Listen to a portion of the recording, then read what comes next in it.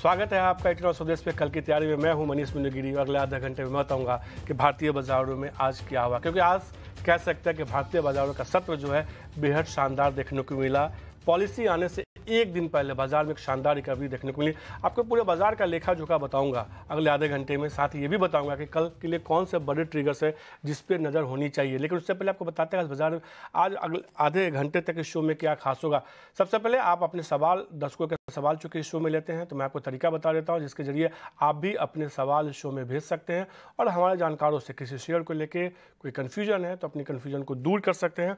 तरीका बेहद आसान है। आपको अपना नाम, अपने शहर का नाम, कितने शेयर आपके पोर्टफोलियो में, ये तमाम जानकारी आपको जो है हमारे व्हाट्सएप नंबर पे भेज देना होगा। वहाँ पे आप सवाल भेज सकते हैं। इसके अलावा ईटी स्वदेश के सोशल मीडिया प्लेटफॉर्म पे जाइए, ईटी ट्विटर और फेसबुक पे ईटी स्वदेश को फॉलो कीजिए। वहाँ कल की तैयारी लिखनी है और फिर आपको अपने सवाल वहाँ भेज देने हैं।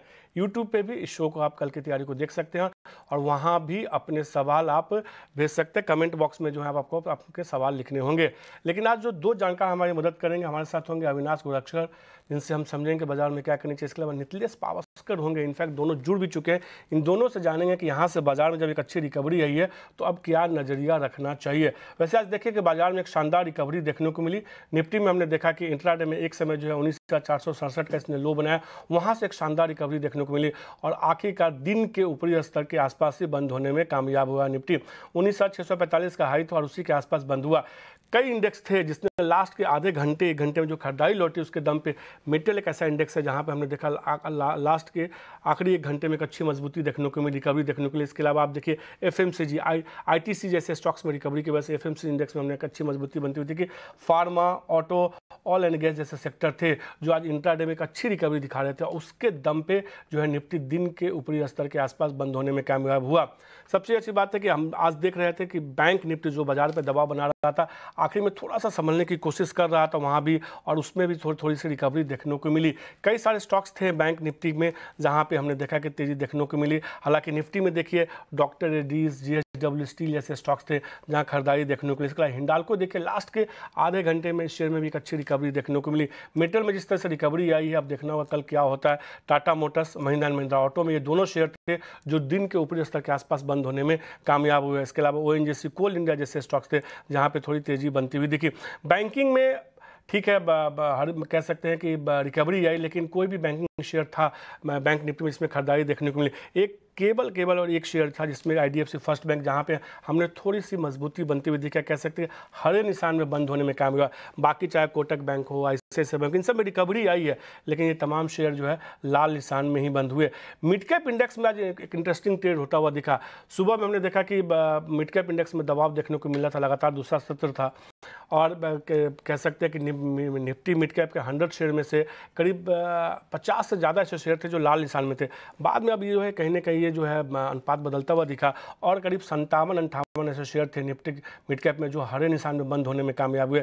43 ऐसे थे जो गिरते हुए। निफ्टी मिड कैप में देखिए खासतौर पे जीएसडब्ल्यू एनर्जी, भारत फोर्ज जैसे स्टॉक्स मजबूती दिखाया था। इसके अलावा ट्रेंड, वोल्टास जैसे स्टॉक्स थे जहाँ मजबूती देखने को मिली। फार्मा में ग्लैंड फार्मा में मजबूती देखने को मिली। बीएचईएल, पेट्रोनेट जैसे स्टॉक्स थे जहाँ खरीदारी देखने को मिली। बैंकिंग में रिकवरी थी, तेजी नहीं होने की बड़ी वजह है कि कल पॉलिसी आने वाली है। उससे पहले कहीं ना कहीं बाजार ये सोच रहा है कि या ट्रेडर ये सोच रहे हैं कि क्या इसमें खरीदारी अभी नहीं करनी चाहिए, पॉलिसी का इंतजार करना चाहिए, उसके बाद जो है खरीदारी करनी चाहिए। अविनाश से समझते हैं। अविनाश, कमोबेश यही नज़रिया है कि जिस तरीके से आज हमने देखा कि निफ्टी में तो रिकवरी हुई कुछ शेयरों के दम पे, बैंक निफ्टी में वैसी रिकवरी नहीं देखने को मिली, तो कल बैंक निफ्टी में पॉलिसी के बाद थोड़ी रिकवरी या तेजी दिखती है क्या आपको? Good afternoon Manish. देखिए, मुझे लग रहा है कि कल की पॉलिसी में रेट कट तो पॉसिबली नहीं आएगा, लेकिन जो कमेंट्री गवर्नर साहब देंगे वो काफ़ी इंपॉर्टेंट है। देखिए, अभी भी इन्फ्लेशन एलिवेटेड है और इन्फ्लेशन का जो मेन जो पॉइंट ऑफ कंसर्न है वो बेसिकली खाने पीने की चीज़ें। जैसे आपको भी पता है कि टमाटर के भाव काफ़ी बड़े हैं, प्लस क्रूड ऑयल के प्राइसेस भी बढ़े हैं। तो फूड इन्फ्लेशन तो अभी चैलेंज है, प्लस क्रूड के प्राइसेस भी अभी वापस थोड़े से बढ़े हैं। तो मेरे ख्याल से इसके ऊपर जो गवर्नर साहब की कमेंट्री रहेगी वो काफ़ी इंपॉर्टेंट रहेगा। क्रेडिट ग्रोथ अभी भी सिस्टम में काफ़ी अच्छा है। थोड़े से निम्स डेफिनेटली बैंकों के कम हो चुके हैं। तो मेरे ख्याल से किस प्रकार का स्टांस गवर्नर साहब लेते हैं वो बहुत इंपॉर्टेंट रहेगा, क्योंकि अभी भी लग नहीं रहा है कि पूरी तरह से रोड क्लियर हो गया है इंटरेस्ट रेट कट करने के लिए, तो कहीं ना कहीं थोड़ी चिंताएं मार्केट को है और उसी कारण से आपको शायद आज बैंकों के शेयरों में ज़्यादा तेजी देखने को नहीं मिली। तो कमेंट्री अगर होपफुली डोविश आती है तो आपको अच्छी खासी तेजी बैंक निफ्टी और कल बैंकिंग स्टॉक्स में देखने को मिलेगी। तो मेरे ख्याल से हमको सभी को इंतजार करना चाहिए, बट मुझे भी लग रहा है कि शायद कमेंट्री थोड़ी सी कॉशियस टू डोविश आएगी, तो उसके बाद ही आपको एक अच्छा रीजनेबल अपटिक बैंकों के शेयरों में देखने को मिल सकता है। पॉलिसी के बाद ही कल बैंक निफ्टी होगा। नितलेश, कोई लेवल बैंक निफ्टी के लिए जिसपे आप नजर बना के रखने की सलाह देंगे हमारे दर्शकों को? देखो, कल ही मैंने एक शेल कॉल जनरेट किया था, वहां से हम लोगों ने 400 से 450 पॉइंट का एक डाउनसाइड मोमेंटम देखने को मिला था। देखो, बैंक निफ्टी में मैं प्रेफर करूंगा अगर बैंक निफ्टी कल ऊपर चला जाता है, जैसे सर को भी मैं सुन रहा था कि मुझे नहीं लगता कि कमेंट्री जो होगी वो भले ही पॉजिटिव आ जाए, लेकिन अगर हम लोग ग्राउंड लेवल की बात करेंगे तो थोड़ा सा ऊपर की साइड में मुझे सेलिंग प्रेशर ही देखने को मिला है। जब तक मार्केट 45,100 से लेके 45,000 इस रेंज को कंसोलिडेशन करके अगर ब्रेकआउट दे देता है तो फिर हम लोग 300 से लेके 350 पॉइंट का एक अपसाइड में मोमेंटम देखेंगे। लेकिन अगर हम लोग डेली चार्ट को देखेंगे तो वहां पे गैप एरिया पेंडिंग है, साथ साथ हेड एंड शोल्डर का फॉर्मेशन बन रहा है। तो मेरे हिसाब से आज का जो भी रैली है वो शॉर्ट कवरिंग रैली है, होप बेस्ड रैली है, जहां से एक लोअर लेवल से बाइंग देखने को मिली थी। और मुझे लग रहा है कि कल थोड़ा सा अगर मार्केट ऊपर चला जाता है तो वहां पे भी गैप है निफ्टी में 19,665, 19,700 इस रेंज में। तो वहां से फिर से हमें क्या देखने को मिल सकती है, बिकवाली देखने को मिल सकती है, स्टॉक स्पेसिफिक एक्शन देखने को मिल सकते हैं। कमेंट्री पॉजिटिव आती है तो यहाँ से बैंकिंग स्टॉक में थोड़ा सा अपसाइड मोमेंटम देखने को मिल सकता है। सीधे तौर पे जो है शेयरों पे खासतौर पर नज़र बनाने की सलाह, इंडेक्स कल जो पॉलिसी आएगी उसके बाद का नज़रिया इंडेक्स पे लेते हुए दिखेंगे। तो फटाफट अब सवाल जवाब के सिलसिले को शुरू करते हैं और आपके पोर्टफोलियो में जिन शेयरों पे आपने सवाल पूछा है वो जानकार समझते हैं कि इन शेयरों में क्या करना चाहिए। रजनीश त्यागी जी का सवाल है मुंबई से, अशोक लेलैंड के बारे में जानना चाहते हैं। 150 शेयर के पोर्टफोलियो में 125 रुपये के भाव पे वो जानना चाहते हैं कि शेयर में क्या करें, मुनाफा हो रहा है। अभी हम देख रहे हैं कि अशोक लेलैंड में एक अच्छी रैली देखने को मिली है बीते कह सकते हैं 1.5 महीने में। अविनाश सर, क्या राय होगी अशोक लेलैंड पे आपकी? आई थिंक मेरे ख्याल से देखिए अशोक लेलैंड में इन्होंने काफी अच्छे लेवल पे एंट्री की है और नंबर्स भी काफी अच्छे आ गए हैं। मुझे लग रहा है कि जिस प्रकार का growth commercial vehicle sector domestic market में ग्रो कर रहा है, प्लस डिफेंस में भी इनका काफी बड़ा एक्सपोजर है, तो यहाँ पे मैं इनको होल्ड करने की राय दूंगा। मेरे ख्याल से 6 से 12 महीने की अवधि के लिए ये होल्ड करते हैं तो करीबन 190-200 का एक टारगेट प्राइस मिलेगा, तो वहां पे थोड़ा सा मुनाफा वसूल करें। बट मेरे ख्याल से कोई जल्दी नहीं है क्योंकि आने वाला क्वार्टर दैट इज सेकंड और थर्ड क्वार्टर भी वॉल्यूम के हिसाब से अच्छी आने की उम्मीद है, तो शेयर में थोड़ी सी और करंट लेवल से भी बाइंग आ सकते हैं, तो होल्ड करने की राय। अशोक लेलैंड होल्ड कीजिए, यहाँ से और थोड़ी मजबूती देखने को मिल सकती है। जो अगला सवाल इलेक्ट्रा ग्रीन टेक पे है, नीतीश चौरसिया जी का सवाल है। 100 शेयर इनके पोर्टफोलियो में है, 1359 रुपये के भाव पे इन्होंने लिया है। पिछले दिनों जब तेजी देखने को मिली थी शेयर में जुलाई के महीने के शुरुआत में, लगता है उसी समय उन्होंने खरीदारी करी है। नितलेश, क्या राय होगी इलेक्ट्रा ग्रीन टेक पे? लगातार हम देख रहे हैं कि बीते 10, 12, 17 से तो शेयर में दबाव भी देखने को मिल रहा है। देखो, ये कंटिन्यूअसली चला हुआ काउंटर, अगर हम देखेंगे तो निचले लेवल से 700 से एक राउंडिंग बॉटम फॉर्मेशन का ब्रेकआउट दिया था और 1500 के आसपास। तो अभी ये लेवल के हिसाब से मुझे लग रहा है कि एक बार के लिए और नीचे आ सकता है। 800 से लेके 850 से लेके 880 ये रेंज थोड़ा सा ऐड करने का रेंज होगा। स्ट्रिक्टली स्टॉप लॉस को मेंटेन करना पड़ेगा। 820 के नीचे अगर ये जाता है तो जो भी पोजीशन से वो पूरा काट लेना चाहिए। तो ये राय होती है इलेक्ट्रा ग्रीन टेक पे। जो अगला सवाल है दिग्गज स्टॉक रिलायंस पे है। ललित त्यागी जी का सवाल है गुरुग्राम से, जहाँ पर उन्होंने सवाल भेजा है। 250 शेयर के पोर्टफोलियो में है, 2540 रुपये के भाव पे वो जानना चाहते हैं कि क्या करें। नज़रिया उनका थोड़ा छोटी अवधि का। अविनाश जी, क्या राय होगी रिलायंस पे? नज़रिया छोटी अवधि का रख रहे हैं, क्या नज़रिया ये बदले क्या शेयर पे? नहीं, मुझे लग रहा है कि देखिए नजरिया अगर इनका कम से कम 3-6 महीने का है तो डेफिनेटली मुझे लग रहा है इनको होल्ड करना चाहिए। हालांकि इन्होंने थोड़े से ऊपरी लेवल पे ये शेयर खरीदा है, लेकिन जहाँ पे नियर टर्म का ट्रिगर बनता है वो बेसिकली जियो फाइनेंशियल सर्विसेज का लिस्टिंग का है, जो पॉसिबली सितंबर एंड में होना चाहिए। और तभी मेरे ख्याल से रिलायंस में भी थोड़ा बहुत वैल्यू अपसाइड आने की उम्मीद रहेगी। प्लस अगर हम इनके रिटेल बिजनेस को देखें, टेलीकॉम बिजनेस को देखें, तो नंबर्स लगातार अच्छे आ रहे हैं। तो मेरे ख्याल से देखिए 3 से 6 महीने का अगर ये अवधि रखते हैं तो 2700-2750 का एक नियर टर्म का टारगेट बन सकता है। लॉन्गर टर्म में तो और भी पैसा बनेगा, बट शॉर्ट टर्म हो तो मैं समझता हूँ कि कम से कम 3 से 6 महीने का टाइम फ्रेम रखिए, क्योंकि तभी आपको एक अच्छा रिस्क रिवॉर्ड मिलेगा। एकदम शॉर्ट टर्म में शायद कोई बड़ा ट्रिगर ना आए। तक होल्ड करने की सलाह दे देते हैं इनको। ललित जी को। अविनाश सर, कुल लॉस में ना बुक करें और थोड़ा इंतजार करें, मुझे लग रहा है अच्छी खबर आएगी तो डेफिनेटली स्टॉक में अच्छी तेजी बनेगी। तो सीधे तौर पे ललित जी आपकी राय ये कि जल्दीबाजी मत कीजिए, थोड़ा शेयर जो है होल्ड कीजिए, 3 से 6 महीने के हिसाब से 2700-2750 तक का भाव देखने को मिल सकता है शेयर में। नीरज का सवाल है गया से पावर ग्रिड के बारे में जानना चाहते हैं। 700 शेयर के पोर्टफोलियो में 252 रुपये के भाव पे। पावर ग्रिड में भी हमने देखा कि अच्छी रैली देखने को मिली। आप पिछले कुछ सत्रों से देखिए कि पावर शेयर में तेजी के बाद जो है कहीं ना कहीं मुनाफा वसूली का दबाव दिख रहा है। नितलेश, पावर ग्रिड पे क्या राय होगी आपकी? देखो, पावर ग्रिड की अगर हम लोग बात करेंगे तो हर एक सेक्टर में थोड़ा सा चर्निंग होना चाहिए। तो इसको मैं प्रेफर करूंगा, नीचे मिलता है 220 से लेके 210 इस रेंज में मिलता है तो डेफिनेटली लेना चाहिए, और आपका भी वही स्टॉप लॉस होगा। इसमें कंडीशनल ट्रेड मतलब एक ही कंडीशन होगा, ये 200 के नीचे अगर ये ट्रेड करना चालू कर देता है तो जो भी आपका पोजीशन है वो एक बार के लिए हल्के कर देना चाहिए। हालांकि लेवल्स थोड़ा सा दूर है, क्योंकि इसको मैं वीकली टाइम फ्रेम के ऊपर देख रहा हूँ, डबल टॉप का फॉर्मेशन है, तो स्ट्रक्चर अभी वीक हो चुका है। लेकिन लास्ट होप जो इसको कहते हैं, अगर आप लंबी अवधि के निवेशक हो तो 200 रुपए के लास्ट होप है। लेकिन अगर आप ट्रेडिंग के नजरिए से लिए स्टॉक को, तो एक स्टॉप लॉस में सजेस्ट करूंगा, वो स्टॉप लॉस बन के आएगा 235-234 के आसपास। इस लेवल के नीचे जाता है तो एक बार के लिए पोजीशन सर्के कर ली, फिर अगर ये 215 के आसपास मिलता है तो वहां पे ऐड करने की कोशिश। तो ये राय नीरज जी आपकी तरफ से। अगर आपने ट्रेडिंग के नज़रिए से लिया है तो फिर 234-35 का स्टॉपर्स लगा लीजिए, और बहुत लंबी अवधि के नज़रिए के साथ हिसाब से आपने लिया तो फिर 200 का आप स्टॉपर्स लगा के शेयर में चल सकते हैं। कई सारे स्टॉक्स पे हमने दर्शकों के सवालों के जवाब दिए, लेकिन कल कई सारे अहम ट्रिगर, जिसमें सबसे बड़ा ट्रिगर्स तो पॉलिसी है। इसके अलावा और कौन से बड़े अहम ट्रिगर्स है बताने के लिए हमारे साथ वामाक्षी जुड़ चुकी है। वामाक्षी, कल के लिए कौन सा बड़े अहम ट्रिगर्स है? जी बिल्कुल, कल का सबसे इम्पॉर्टेंट इवेंट रहेगा आरबीआई का एमपीसी बैठक का रेट डिसीजन। इसके अलावा अगर हम देखें तो यूएस की तरफ से सीपीआई डेटा भी एक्सपेक्टेड है, और साथ ही इनिशियल जॉबलेस क्लेम्स का भी डेटा कल आएगा, तो इस पर भी हमारी नज़र ज़रूर बनी रहेगी। इसके अलावा अगर हम देखें, अर्निंग सीजन तो चल ही रहा है और उसी के बल पर हीरो मोटोकॉर्प और ग्रासिम इंडस्ट्रीज़ के नतीजे आएंगे। दूसरे कंपनीज जैसे कि पीडिलाइट, मदरसन सुमी, बायोकॉन, मैस्काउ डॉक, सेल, बजाज इलेक्ट्रिकल्स, पेज इंडस्ट्रीज जैसे अन्य कंपनीज भी है जहां पर हम नतीजे देखेंगे, और इसी के चलते ये स्टॉक्स भी हमारे रेडार पर रहेंगे। इनके अलावा अगर हम देखें तो कॉर्पोरेट एक्शन भी काफ़ी अच्छा हो रहा है। ट्रांसफॉर्मर्स एंड रेक्टिफायर्स फोकस में रहेगा, क्योंकि बोर्ड की बैठक होने जा रही है इक्विटी शेयर्स को इशू करने पर चर्चा करने के लिए। जीआर इंफ्रा प्रोजेक्ट्स और इंडिया बुल्स रियल एस्टेट भी हमारे रेडार पर रहेगा, क्योंकि फंड रेजिंग को कंपनी कंसिडर करने वाली है। केआरबीएल भी फोकस में रहेगा, क्योंकि कंपनी इक्विटी शेयर्स के बायबैक पर चर्चा करेगी। इसके अलावा अगर हम देखें, आईपीओ मार्केट्स में भी काफ़ी एक्शन नजर आ रहा है। टीवीएस सप्लाई चेन सॉल्यूशंस का आईपीओ खुलने जा रहा है सब्सक्रिप्शन के लिए अगस्त 10 से लेकर अगस्त 14 तक, तो इस पर भी अपनी नज़र ज़रूर बनाए रखेगा। और आखिर में हम फोकस करेंगे, एक मूवी रिलीज़ होने जा रही है कल, जेलर, और इसी के चलते मल्टीप्लेक्स स्टॉक्स जैसे कि पीवीआर, आइनॉक्स भी हमारे रेडार पर रहेंगे।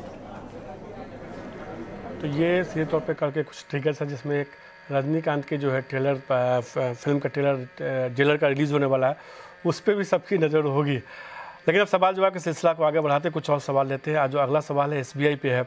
इन्होंने पूछा, राज ने दिल्ली से एसबीआई के 20 शेयर के पोर्टफोलियो में 577 रुपये के भाव पे वो जानना चाहते हैं कि क्या करना चाहिए। अविनाश साहब ने देखा था, नतीजे आया, नतीजे के बाद से जो है थोड़ी सा शेयर में दबाव देखने को मिला, एसेट क्वालिटी को लेकर जो है कुछ कंसर्न जताया गया, उसकी वजह से हमने देखा थोड़ा दबाव देखने को मिला। अब हालांकि गिरावट थमती भी दिख रही है। आपको लगता है कि जो होना था हो गया रिजल्ट के बाद, अब यहाँ से एक रैली देखने को मिल सकती है?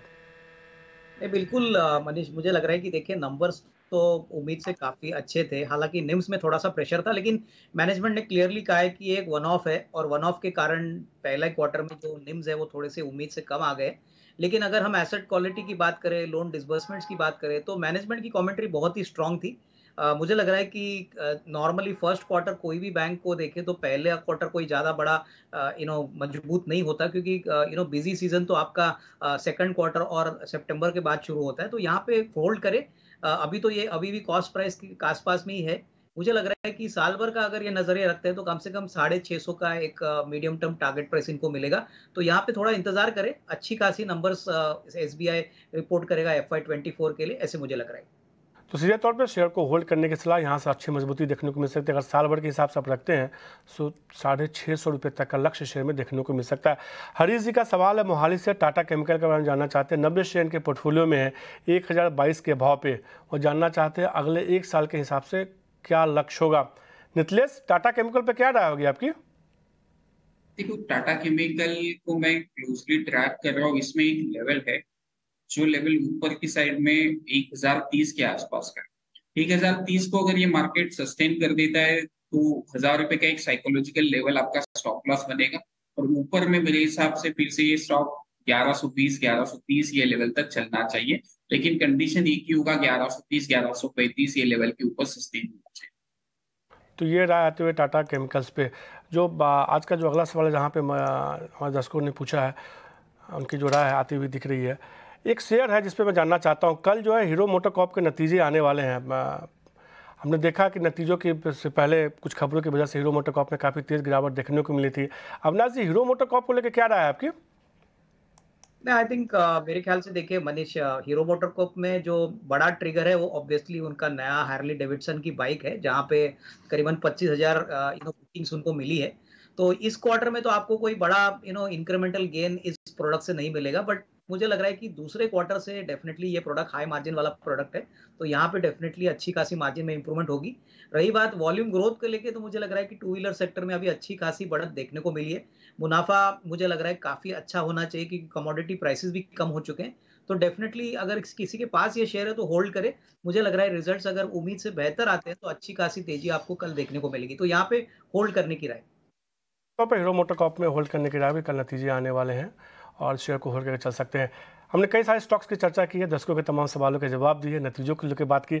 अब बात करते हैं वीआईपी स्टॉक्स की।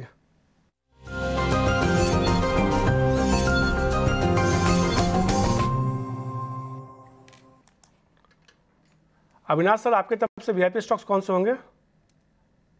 अब देखिए, मेरे पास दो स्टॉक्स है। एक तो एक कंस्ट्रक्शन कंपनी है जो एक एमएनसी प्लेयर है, और कंपनी का नाम है आईटीडी सीमेंटेशन। देखिए, आईटीडी सीमेंटेशन ने अभी पहले तिमाही के रिजल्ट डिक्लेयर किए, बहुत ही दमदार नंबर। 1860 करोड़ का रेवेन्यू पे इन्होंने 161 करोड़ का कामकाजी मुनाफा और 52 करोड़ का प्रॉफिट रिकॉर्ड किया है। बॉटम लाइन की बात करें तो ऑलमोस्ट 60% ऊपर है। पिछले साल भी इन्होंने बहुत अच्छे नंबर्स डिक्लेयर किए थे, प्लस इनकी ऑर्डर बुक भी अच्छी है। ये ज्यादातर स्पेशल जो प्रोजेक्ट्स होते हैं जहाँ पे काफी बड़ा इंजीनियरिंग स्किल लगता है, वहां पे वो काम करते हैं। काफी अच्छी ऑर्डर बुक है, तो मेरे ख्याल से अगले 6 से 12 महीने का अगर टाइम फ्रेम ले ले तो मुझे लग रहा है कि 230 240 का एक अच्छा टारगेट प्राइस आपको मिलेगा। और दूसरा शेयर मनीष जो मेरे को पसंद है वो बेसिकली हॉस्पिटल स्पेस में, जिसका नाम है नारायण हृदयालय। देखिए, ये हॉस्पिटल भी बहुत प्रॉफिटेबल है। बहुत कम हॉस्पिटल्स है जहाँ पे return on capital, return on equity 15-20% होती है, तो इनका तो 25% आरओसी है, आरओई करीबन 20-22% है। और पिछले साल 4,500 करोड़ पे इन्होंने 600 करोड़ का प्रॉफिट रिकॉर्ड किया, तो जो पिछले साल करीबन 340-50 करोड़ था। Q1 बहुत अच्छी नंबर आ गए, और मैं समझता हूँ कि ये मोमेंटम आगे भी चलेगा। यहाँ पे डेफिनेटली एक निवेश बनता है। करीबन 1200-1250 का एक टारगेट प्राइस आपको अगले 12 महीने में मिलेगी। तो ये दो स्टॉक्स मेरी तरफ से। तो नया निर्देशालय खरीदारी करने के सलाह 1250 रुपये के लक्ष्य के साथ खरीदारी कीजिए एक साल के नजरिए के हिसाब से, और आईटीडी सीमेंटेशन खरीदारी करने की सलाह होगी 240 रुपये के लक्ष्य के साथ खरीदारी करके चल सकते हैं आप। अविनाश की तरफ से दो शेयर इनफैक्ट लंबी अवधि के नजरिए के हिसाब से एक साल का नजरिया उन्होंने दिया है। नितलेश, आपकी तरफ से कौन से शेयर होंगे? देखिए, मैं ट्रेडिंग के साथ जाना पसंद करूंगा। थोड़ा सा मुझे लग रहा है कि मार्केट में यहाँ से ऊपरी लेवल से एक सेलिंग प्रेशर देखने को मिल सकता है, तो इंडेक्स में भी शॉर्ट जाना पसंद करूंगा। इंडेक्स में अगर हम लोग देखेंगे तो 19,700 से लेके 750 यहाँ पे आपको फ्यूचर्स में बिकवाली करना है, और मुझे लग रहा है कि स्टॉप लॉस जो होगा वो 19,920, और टारगेट की अगर हम लोग बात करेंगे तो ये एक्सपायरी तक ये पोजीशंस को थोड़ा सा कैरी करके चलना चाहिए। फिर हम लोग एक जो लेवल्स देखेंगे 19,350 से लेके 19,300, ये दो टारगेट के लिए हम लोग क्या करेंगे, प्लान करेंगे। थोड़ा सा पोजिशनल ट्रेड होगा। एज ए डिस्क्लोजर, ये मेरे अकाउंट में पोजीशंस, कुछ मैंने निफ्टी की पोजीशंस ऐड की हुई है। दूसरा जो काउंटर होगा वो होगा इंडसइंड बैंक, कंडीशनल ट्रेड होगा। थोड़ा सा इसमें हम लोग वॉच करेंगे कल, क्योंकि आरबीआई पॉलिसी, इसमें अगर इंडसइंड बैंक में 1415 ये लेवल के आसपास अगर फ्यूचर मिलता है तो ही हमें क्या करना है, पोजीशंस को शॉर्ट बनाना है। 1435 ये स्ट्रिक्टली आपका स्टॉप लॉस होगा। 1410 के नीचे अगर ये कंटिन्यूसली ट्रेड करता है तो आपको जो स्टॉप लॉस है वो 1420 का करना चाहिए, क्योंकि ज्यादा अभी रिस्क लेने का मतलब नहीं। तो इंडियन बैंक में बिकवाली करने की सलाह 1415 के ऊपर ट्रेड करता है तब आपको बिकवाली करनी है, लेकिन उस हालत में आपको 1435 का स्टॉप लॉस लगाना है। 1370 रुपये का इसमें आपको टारगेट होगा, बिकवाली करके चल सकते हैं। इंडेक्स पे भी उन्होंने बिकवाली करने की सलाह दी, एक बार लेवल दिखाइए। इंडेक्स में निफ्टी फ्यूचर बिकवाली करने की सलाह दिया 19,700 के टारगेट साथ बिकवाली करके चल सकते हैं। 19,720 रुपये का आपको इसमें स्टॉप लॉस लगाना होगा। तो ये अब एक तरफ जहां अविनाश सर ने इन्वेस्टमेंट पिक्स बताई, वहीं दूसरी तरफ जो है नितिलेश ने आपको ट्रेडिंग के मौके बताया। मिड कैप मसाला इस शो में खासतौर पे कल की तैयारी में सब कुछ होता है, जिसमें कि हम आपके सवालों के जवाब भी देते हैं और दर्शक जो हमारे जानकार होते हैं वो ट्रेडिंग के भी मौके बताते हैं और कमाई के और इन्वेस्टमेंट के भी मौके बताते हैं।